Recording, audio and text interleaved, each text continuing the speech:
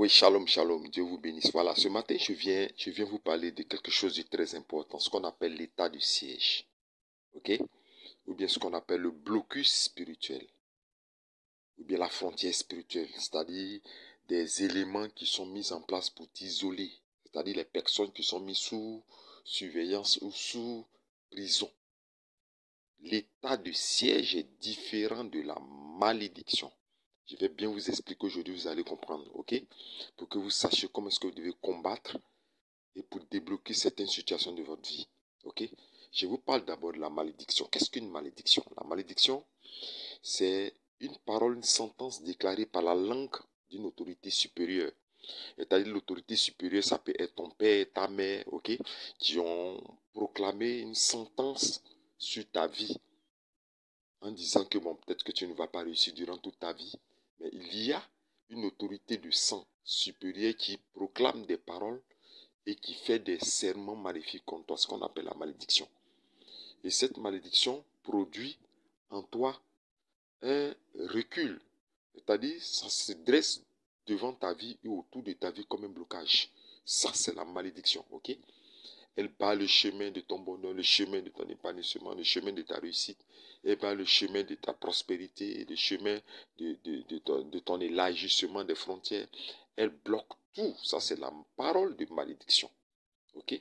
Mais quand tu viens au Seigneur Jésus-Christ et que Dieu te donne le mystère que j'ai déjà donné dans une de mes vidéos, comment est-ce qu'il faut vaincre les paroles de malédiction de sang. Ça, j'en ai parlé, ok? Et que Dieu te donne, tu fais les prières qu'il faut pour pouvoir annuler cette parole de malédiction, ok? Elle n'a plus effet sur ta vie.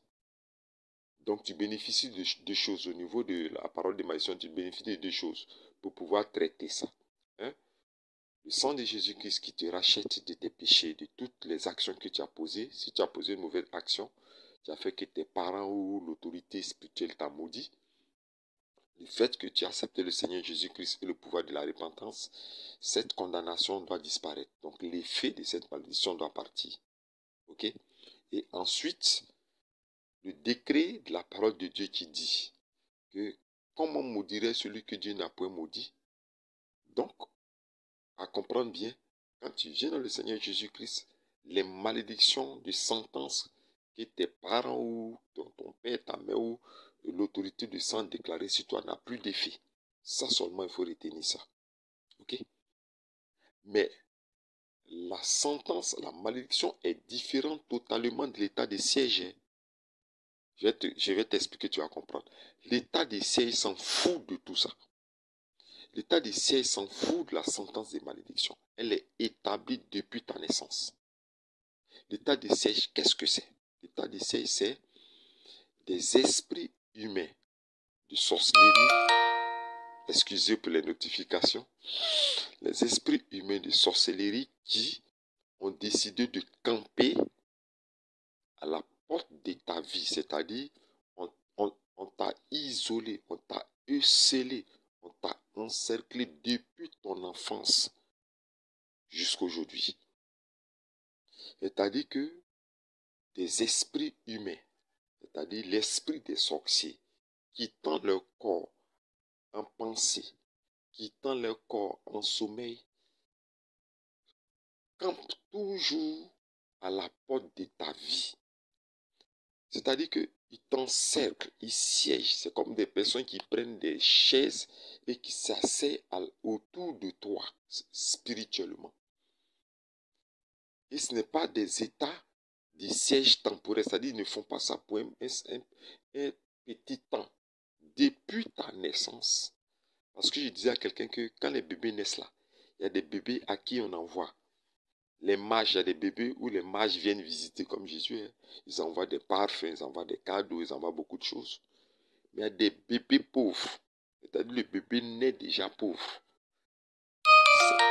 Excusez pour les notifications. On va s'efforcer, mais je ne vais pas arrêter ça. Excusez pour les notifications. Il y a des bébés qui naissent pauvres. Il y a des bébés qui n'ont rien. Même pour s'habiller, ce sont des tissus de paille déchirés qu'on prend pour les envelopper. La mère ne peut même pas payer un vêtement. Tout est déchiré. J'ai déjà vu ça. J'ai plusieurs fois vu ça. des mères qui accouchent le bébé dans des situations. Ce qui veut dire que dès ton enfance déjà même, ils ont créé un état de siège autour de toi, t'encercler déjà dès ton enfance. Donc tu ne peux absolument rien, rien faire dans ta vie parce qu'ils t'ont déjà encerclé. Donc l'état de siège, c'est un encerclement, c'est une posture, des frontières, d'esprit qui se sont mis ensemble pour t'entourer et pour chasser tout ce qui doit venir faire le bonheur de ta vie. C'est-à-dire tout ce qui doit venir faire le bonheur de ta vie, eux, ils les chassent. Ils les renvoient. Ok? C'est-à-dire ils repoussent tout ce qui doit venir dans ta vie pour produire un bonheur en toi. C'est ce qu'on appelle l'état de siège. Ils sont là et ce n'est pas temporaire, je vous dis. Toute ta vie, c'est ce qu'ils vont faire.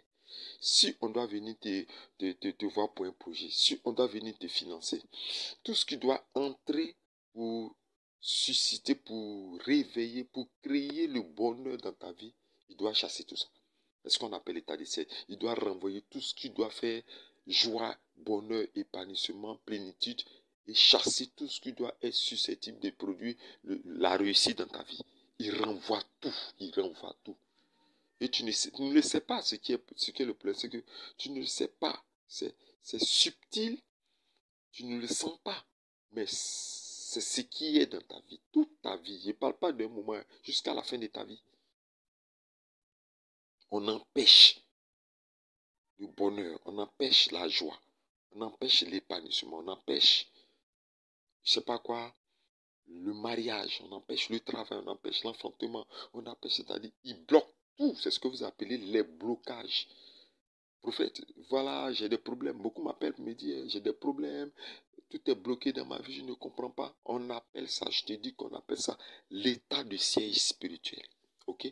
Ou le blocus spirituel qu'ils établissent autour de toi. Ok? C'est ça que tu dois combattre maintenant. Je me suis levé ce matin avec cette révélation. Je pouvais la garder pour moi, seul. Pour dire, bon, écoute, voilà, Dieu m'a révélé quelque chose. Moi et ma femme, tranquillement, nous prions. Mais moi, je ne suis pas levé pour être égoïste, comme vous me connaissez très bien. Mais je vais partager ça avec toi pour que tu commences à détruire l'état de siège. Ok?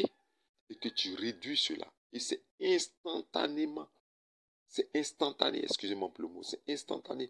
Tu verras dans la journée, c'est-à-dire au moins de 24 heures, tu vas voir ce qui va se produire. Je te répète encore que c'est instantané. C'est instantané. Tu verras à 24 heures ce qui va se produire. Je n'ai pas préparé cet audio. Ok? C'est pour ça, excusez-moi de ces notifications, de ces sons, des appels que vous entendez, excusez-moi. C'est du brut. Je vous donne quelque chose de bon champ. Si vous écoutez ce que le prophète vous dit, vous allez voir. L'état de siège est la chose la plus méchante qui existe dans la vie de quelqu'un. Comment est-ce que vous vous mettez spirituellement? Vous sortez de votre corps. Vous utilisez le pouvoir de votre pensée pour produire des déplacements astrales, des voyages, pour camper à la porte de la vie de quelqu'un. Qu'est-ce que cette personne vous a fait? Et vous passez toute votre vie, depuis quel enfant, il n'y a pas de témoignage joyeux, il n'y a pas de succès, il n'y a pas de bonne nouvelle, il n'y a rien dans la vie de la personne. Parce que vous renvoyez tout ce qui doit être bonheur. Vous renvoyez tout. Je vais vous rendre un témoignage d'une femme qui, c'est maintenant que ce témoignage-là revient, puisque le Seigneur m'a donné cette révélation. Je me rappelle en 2000, attendez-moi, laissez-moi venir ça, en 2008, ok, en 2008, ok, 2008, ouais, exact. Ok, cette femme-là avait, par la foi, elle allait prendre une villa. Elle allait prendre une villa quelque part avec sa fille. Elle vivait dans une... Elle a fait ça par la foi. Elle dit, bon, je vais prendre une grande maison. Je vais partir avec mes filles dans cette maison-là. Et puis Dieu va faire le reste. Mais selon elle, Dieu n'a pas fait le reste. Parce que quand elle est entrée dans cette villa, tout a commencé à devenir difficile dans ta vie. Même pour manger, elle ne peut pas manger. Il n'y a pas de nourriture, il n'y a rien. Et c'est seulement qu'elle est rentrée en contact avec moi. Elle m'a dit, ah, prophète, vraiment, viens m'aider pour les prières. J'ai dit, ok, ça marche. On va prier le Seigneur ensemble. On allait faire un moment de prière intense avec ses filles. Et durant les prières, Dieu me montre un homme qui a arrêté torse nu. Tellement que c'était réel. C'était comme une vision qui campait à la porte, devant la porte de cette ville-là. Et il avait sa poitrine là. Et ses mains tendues. Il avait barré. Il était gros, donc il avait fermé le passage de la porte. Et quand j'ai décrit la personne à cette dame, elle dit que c'est son oncle. C'est-à-dire son oncle qui est le gardien des masques. C'est le gardien le détenteur des pouvoirs traditionnels de leur famille. Un haut sorcier qui avait fermé par sa présence tout ce qui devait entrer. Donc la famille ne pouvait pas manger. Personne ne pouvait avoir quelque chose dans la maison. Tout était asséché parce qu'il y avait un esprit qui avait fermé et c'était l'esprit de son oncle. Et quand on a commencé à prier, qu'on a délogé l'esprit, le lendemain m'appelait, c'était automatique. Le lendemain m'appelait pour lui dire, Dieu vient de créer un miracle. On lui a offert le sac de riz avec une petite somme pour qu'elle puisse vraiment se soulager. Elle était tellement heureuse. Et elle m'a dit quelque chose. Ah, homme de Dieu, si on n'avait pas prié contre cet homme qui siégeait là, je n'allais pas avoir ça. Elle a dit que non, c'est pas maintenant qu'il siège là. Il y a depuis très longtemps de ton enfance, cet homme-là siège à la porte de ta vie. Donc, je veux rendre ce témoignage, je suis heureux que cette femme de situation soit décantée. Mais je veux rendre ce témoignage pour te faire comprendre ce qu'on appelle l'état de siège. L'état de siège empêche tout ce qui est, même tout ce qui, même les moindres choses. Tes envies de manger, l'état de siège empêche. Tes envies de t'habiller, tu ne peux pas t'habiller, tu ne peux pas manger ce que ton cœur veut manger. Tu ne peux pas te parfumer avec, ou bien tu peux pas faire ce que tu fais maintenant un effort pour ne plus avoir des envies. Pourquoi? Parce que l'état de siège empêche toute réalisation d'envie, toute réalisation de plaisir. Quand on dit on vit là, il y a des choses dans notre vie qu'on vit, il y a des choses dans notre vie qu'on veut faire là. L'état de siège bloque tout ça. Frères, sœurs, ça c'est une prédication bon champ. Retenez ce mot avec le prophète Yahweh Moïse. Moi, mes prédications sont bon champ. C'est pas que j'ai préparé, je me réveille. Aujourd'hui, je suis assis sur mon lit, ici, en Côte d'Ivoire, sur mon lit, réveillé avec cette révélation chaude, bon champ que je te donne. Il faut que aujourd'hui, où tu entends cette voix, tu combattes l'état de siège.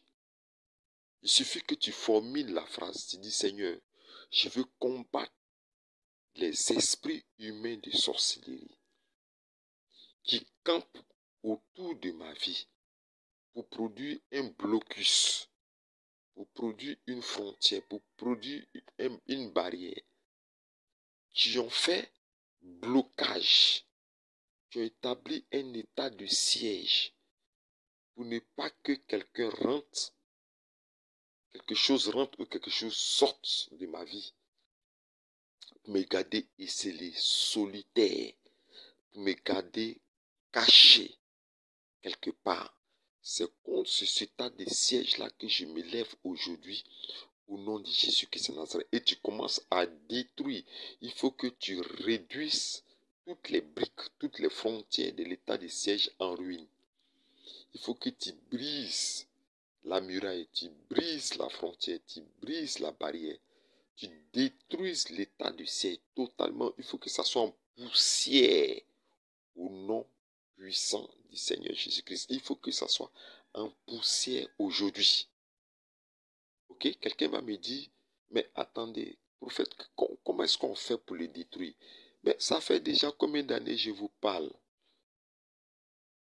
Tout ce qu'il te faut pour détruire une élévation, une barrière, une clôture, une prison, un siège, tout cela, j'ai mis dans mes livres. Vous voulez que je vous dise quoi encore?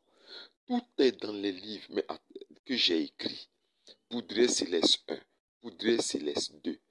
Deux livres que j'ai écrits. Même le livre le plus demandé dans mon ministère, Bataillon des cieux. Tous les instruments de guerre spirituelle sont dans le livre. J'ai tout mis dans mes livres. Il vous suffit de commander. Soit vous allez même sur Amazon, vous tapez prophète Yahweh Moïse. Vous allez voir les livres. Poudrée Céleste 1, Poudrée Céleste 2, Bataillon des cieux. Tous mes livres sont sur Amazon. C'est vendu en ligne. Ou bien tu commandes de la Côte d'Ivoire, comme la sœur l'a fait en France. Ok? Tu payes tous les frais qu'il faut. On met ça DHL ou bien on met quoi? C'est pas actif, ça va te trouver. Ou bien plus facile, tu commandes, on envoie par PDF dans ta boîte mail ou sur ton WhatsApp. Et puis tu as le livre, tu commences à travailler. Moi, je me suis réveillé ce matin à 4h30 du matin. 4h du matin. Lorsque j'ai reçu la révélation. Et je viens de finir ma prière de l'état du siège. Ok? Comme je n'ai pas été égoïste, je voulais partager ça avec toi. Maintenant, comme j'ai dit à une soeur depuis le Canada, on ne peut pas forcer quelqu'un à être libéré ou sortir d'une situation. C'est un t'aimer toi-même maintenant. Voilà. Et acheter les livres, il n'y a pas plus grand héritage que d'avoir ces connaissances pour toi et tes enfants de génération en génération. Parce que toi aussi, tes enfants vont chercher à les mettre aussi sous état de siège. Et les enfants de tes enfants aussi vont chercher à les mettre sous état de siège. Mais la connaissance que je te donnerai te permettra de pouvoir détruire ça et te libérer et donner ça comme héritage à tes enfants pour qu'eux aussi puissent détruire, car le Fils de Dieu apparu afin de détruire les yeux du diable. Le Fils de Dieu, c'est qui? C'est Jésus-Christ. Donc ce matin, c'est ce que je te donne comme révélation. Je prie que cela te soit utile et que instantanément, tu puisses véritablement rentrer dans tes bénédictions. Et aussi, n'oublie pas, je dis toujours, n'oubliez pas de soutenir ce genre de ministère. Parce que vos offrandes, vos dons, vous fortifiez toujours le ministère du prophète Charles Moïse pour toujours l'encourager, pour toujours faire de telle sorte qu'il soit dans des conditions à l'aise pour que Dieu continue à lui donner des révélations bon champ. Comme d'habitude, je vous dis, Shalom.